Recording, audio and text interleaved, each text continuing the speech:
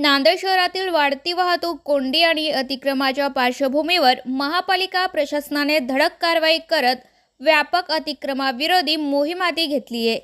दिनांक 1 एप्रिल 2026 पासून सुरू झालेल्या या मोहिमेत विविध प्रमुख चौकांमधील विक्रेत्यांना हटविण्यात आले असून काही ठिकाणी नियमबाह्य बांधकामही थांबवण्यात आले।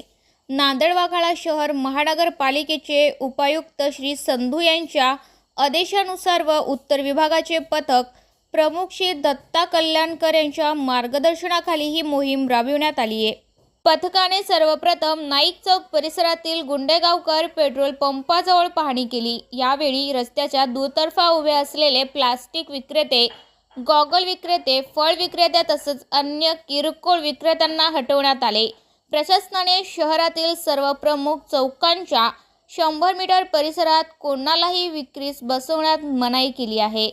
संबंधित विक्रेत्यांना सूचना देत विविध चौक परिसरातील फळ विक्रेते व इतर विक्रेत्यांनाही हटवण्याची कारवाई करण्यात आली। राज कॉर्नर परिसरात फुटपाथवर स्टीलचे साहित्य ठेवून अतिक्रमण केलेल्या दुकानदारावरही कारवाई करण्यात आली। दुकानदाराने फुटपाथवर ठेवलेले स्टीलचे साहित्य हटवण्यात आले तसेच परिसरातील फळ विक्रेत्यांनाही हटविण्यात आले। दरम्यान शेतकरी चौक परिसरातही 100 मीटरच्या आत बसलेल्या विक्रेत्यांना हटवून वाहतुकीस मोकळीक देण्यात आली आहे। तसेच मोर चौक येथे सुरू असलेल्या तार कंपाऊंडचे बांधकाम नियमबाह्य असलेल्या निदर्शनास आल्यानंतर ते तात्काळ थांबवण्यात आले। या कारवाईमुळे शहरातील प्रमुख चौकांवरील अतिक्रमण कमी होऊन वाहतुकीस दिलासा मिळणार असल्याची अपेक्षा व्यक्त करण्यात येत आहे।